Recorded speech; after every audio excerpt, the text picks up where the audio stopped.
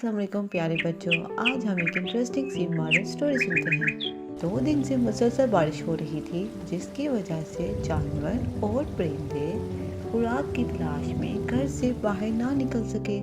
तीसरे दिन बारिश रुक गई और बादल छट गए तो मुर्गा बहुत परेशान था, क्योंकि वो 2 दिन से खुलकर बांग नहीं दे सका। जब बारिश रुक गई, सूरज की रोशनी हर तरफ फैल गई।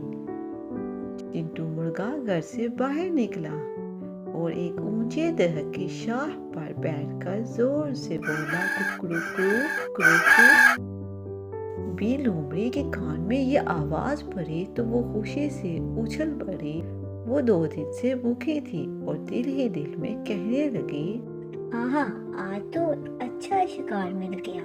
वो भागती भागती इसी दरख्त के पास आई जहाँ चिंटू मुर्गा बैठा था। लोमड़ी ये देखकर परेशान हो गई कि मुर्गा दरख्त की चोटी पर बैठा है। वो तो दरख्त पर चढ़ नहीं सकती थी, इसलिए मुर्गे को बेवकूफ बनाकर मुर्गे को नीचे उतारने के बारे में सोचने लगी।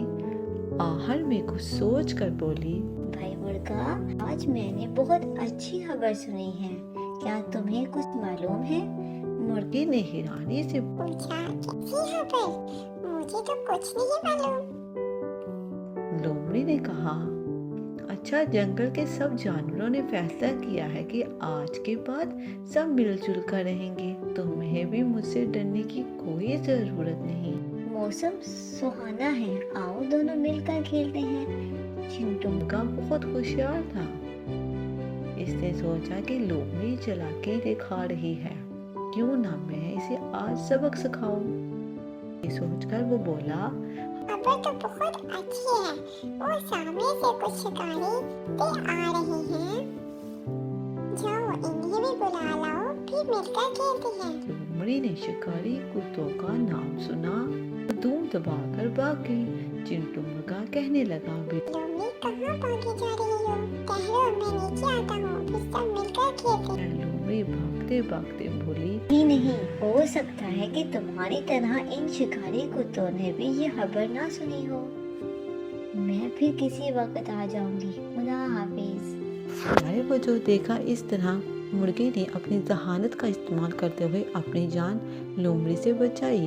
तो प्यारे बच्चों, जिस तरह मुर्गे ने अपनी जहानत का इस्तेमाल किया और अपनी जान को महफूज किया, इस तरह प्यारे बच्चों आपको भी चालाकी और होशियारी के साथ अपनी जान की हिफाजत फरमानी है। लोमड़ी जैसे चालाक बाजों से बचना है। प्यारे बच्चों, अगर मेरी वीडियो आपको अच्छी लगे तो प्लीज़ मेरे चैनल को सब्सक्राइब कर दें। शुक्रिया।